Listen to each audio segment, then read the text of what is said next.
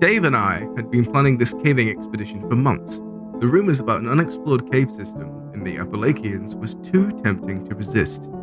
They said it was a labyrinth, a place where more than one explorer had vanished without a trace. We saw it was a challenge. It was a test of our skills and bravery. We found the entrance, a narrow slit in the earth, barely wide enough to slip through. The moments we were inside, the temperature plummeted, and the light from the outside world faded to nothing. Our headlamps pierced the darkness, casting eerie shadows on the glistening, damp walls. "Ready for this, mate?" Dave asked, his voice echoing in the cavern. "Absolutely," I replied, trying to suppress the growing unease in my stomach. Something about this cave felt off, almost alive. We descended deeper, navigating tight passages and expansive chambers. The air grew thicker, more stagnant with each step.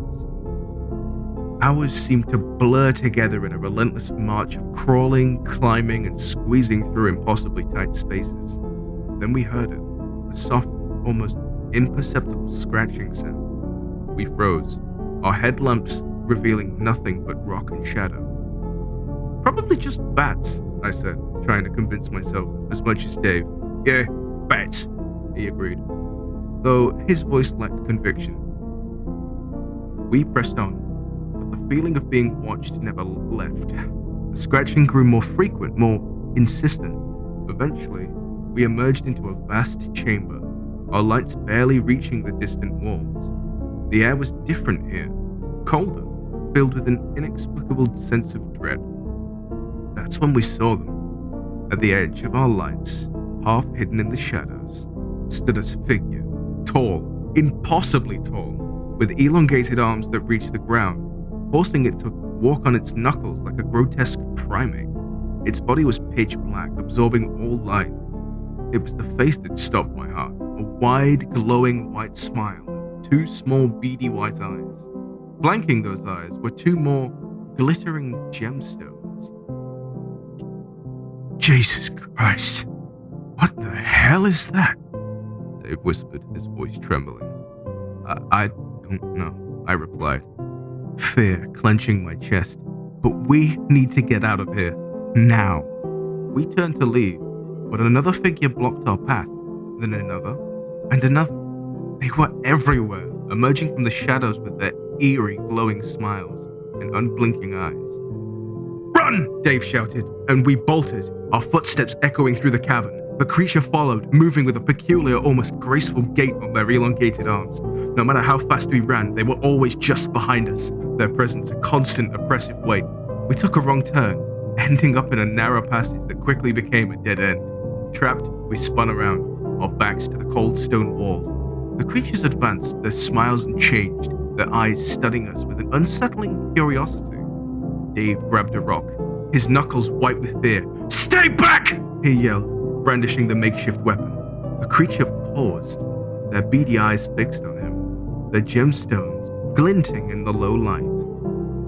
In panic, Dave swung the rock at one of them. The creature reacted instantly, its elongated arm shooting out to catch his wrist in a grip like iron.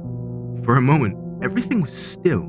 Then, with a swift, almost lazy motion, the creature pulled Dave to the ground. I was frozen in place, my mind screaming at me to move, but my body refusing to obey. I watched in horror as the other creatures surged forward, their movements a blur.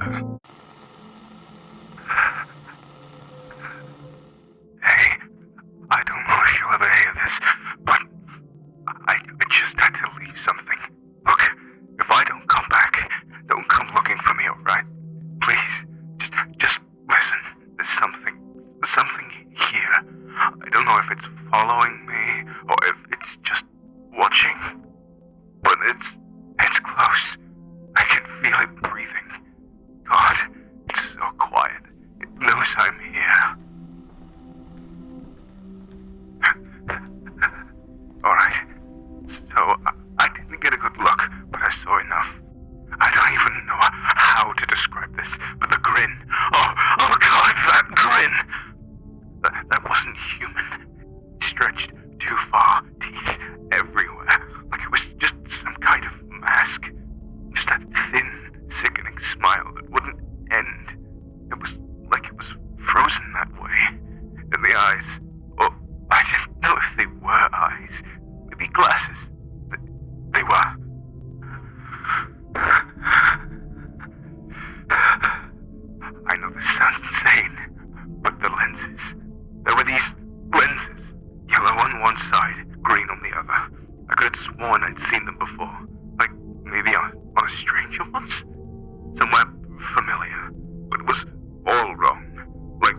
whoever or whatever was wearing them, it just wanted me to know that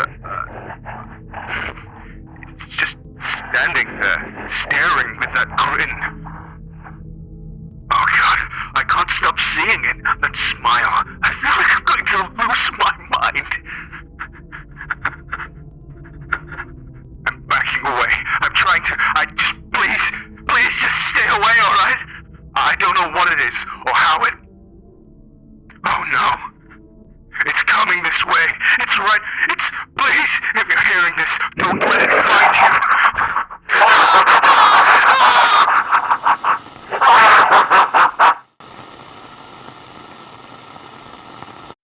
They enveloped Dave, their long arms tearing at his flesh with a sickening efficiency. His screams echoed through the cavern, piercing and primal. The creature's long fingers ripped into his skin, peeling it away in strips. Blood sprayed across the stone floor, glistening in the faint light. One creature's hand plunged into Dave's abdomen, pulling out entrails with a grotesque squelch. Dave's eyes locked onto mine, wide with terror and pain. He tried to reach out to me, but another creature grabbed his arm, twisting it until the bone snapped with a sickening crunch. His screams grew weaker, a gurgling sound as blood filled his throat. The creatures showed no emotion, their faces frozen in those eerie, glowing smiles. They worked with a methodical precision, disassembling Dave piece by piece. I could see the white gleam of his ribs as they tore through muscle and sinew, the cavity of his chest exposed and emptying. I wanted to help him, to do something, anything, but my legs were rooted to the spot, my heart pounding in my ears, the metallic scent of blood mixed with the damp, musty air of the cave, creating a nauseating miasma. Finally, with one last weak gurgle, Dave's head lolled to the side, his eyes glazing over. The creature continued to tear his lifeless body apart, pulling it apart till there was nothing left but a red, mangled heap. The creatures turned their eyes to me, their smiles unwavering. They seemed to be waiting, watching, but they made no movements towards me. Slowly, they backed away, melting into the shadows, leaving me alone with the gruesome remains of my best friend. A wave of cold, numbing terror broke over me, and finally, my legs responded. I stumbled backwards, and then turned and ran, the horror of what I had witnessed driving me forwards. The echoes of Dave's scream and the wet, tearing sounds of his final moments chased me through the labyrinthian passage, out into the cold night. I don't remember how I got out, only that I did. The creatures had let me go, but the memory of their glowing smiles and the sight of Dave's brutal end would haunt me forever.